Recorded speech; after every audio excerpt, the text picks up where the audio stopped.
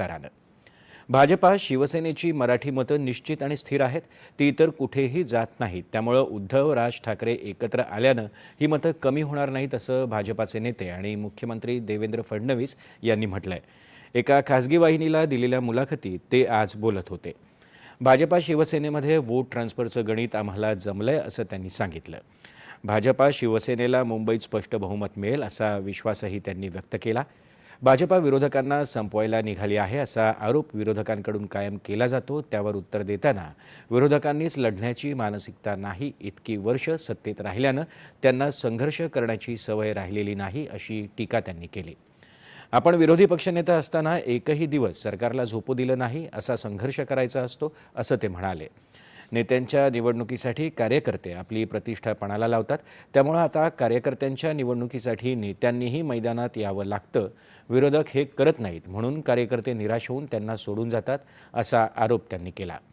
घरी बसून नेतृत्व तयार होत नाही असा टोलाही त्यांनी लगावला। उद्धव आणि राज ठाकरे कायम भावनिक राजकारण करतात, विकासाच्या मुद्द्यावर ते बोलत नाहीत, कारण त्यावर बोलण्यासारखं काहीच नाही असंही ते म्हणाले। आपण केवळ विकासाच्या मुद्द्यावरच बोलायचं ठरवलंय। शहरांना आमूलाग्र बदलण्याचा, विकसित करण्याचा निर्णय घेऊन त्यानुसार आम्ही काम करतो आहोत। गेल्या 10 वर्षात MMR क्षेत्रात 4 लाख कोटींचे प्रकल्प राबवले असं सांगत त्यामुळे विकासाचा अजेंडा ठेवूनच आम्ही प्रचार करत असल्याचं ते म्हणाले। अजित पवार पुणे आणि पिंपरी चिंचवडमधल्या प्रचारात भाजपावर थेट टीका करत आहेत। या प्रश्नावर उत्तर देताना आपण त्यांच्यावर बोलणार नाही, केवळ विकासावरच बोलू असं फडणवीस यांनी स्पष्ट केलं।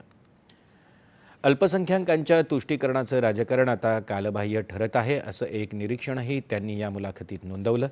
काँग्रेसनं तुष्टीकरणाचं राजकारण केल्यानं एकेकाळी अल्पसंख्याक समाज त्यांना मतदान करत असे, मात्र काँग्रेसनं त्यांचा भ्रमनिरास केल्यानं त्यांचं मतदान काँग्रेसला नाही तर जो भाजपाला हरवू शकेल अशा कोणालाही जातं असं फडणवीस म्हणाले। हा या राजकारणाचा संक्रमणाचा काळ असून आपल्यासाठी योजना आणणारे, आपलं हित जपणारे भाजपच आहे हे लक्षात आल्यावर त्यांचीही मतं आम्हाला मिळतील अशी आशा त्यांनी व्यक्त केली।